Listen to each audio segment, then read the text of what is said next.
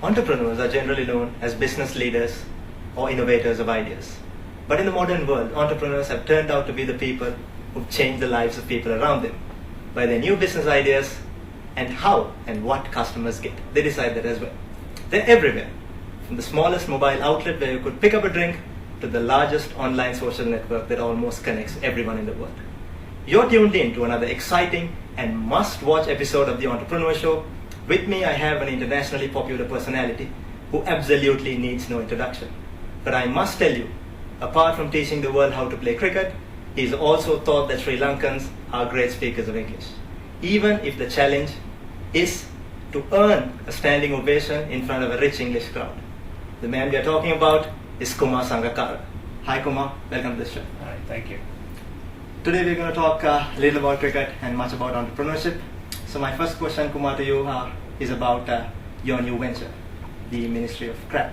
Now you've traveled all across the world, you've seen so many places, you know how people behave. Your business venture could have been a coaching school, it could have been a hotel, but why a restaurant? Could you run us through that? Well, there are a few reasons for that. Number one, I do travel around the world. I meet a lot of people thanks to cricket. A lot of those people are owners or partners in a lot of different ventures around the world, but I'm also very terrible at networking. But at the same time, talking about the Ministry of Crab and other business ventures, my main focus at this moment is, of course, to play cricket and play cricket well for my country. But at the same time, if I'm doing something apart from it, like a business venture of some sort, it has to be something that I can manage well without losing focus on my main profession. The business of food and eating it has been one of my favorite pastimes. And while in the role of a foodie, I met Darshan, who's our partner and chef, who runs a very successful Japanese restaurant, Nihonbashi, in Sri Lanka, and we became very fast friends. And owning a restaurant and serving people food and having a satisfied customer has always been one of my not a childhood dream, but one of my ambitions as I grew older and I got into the food culture. And my wife and I had discussed it at length. It would be great to own a restaurant, but we really didn't know how to go about it. Our friendship with Darshan also, during our conversations, they took a turn where we discussed restaurants and owning a restaurant and going into something that Sri Lanka and Sri Lankans might really like. And then, of course, Mahela Jayawardena, one of my close friends, was introduced to Darshan, and they also became fast friends.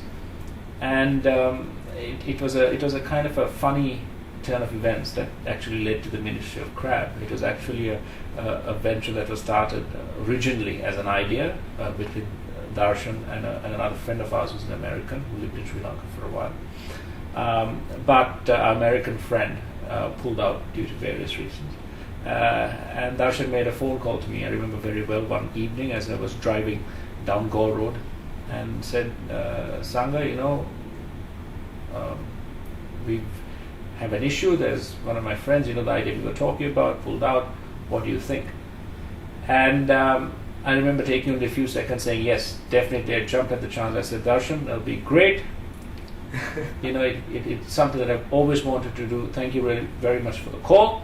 And let's get on with this. And 5 minutes, 10 minutes later, Darshan and I were definitely of the same opinion that we should also invite Mahela to be a part of this.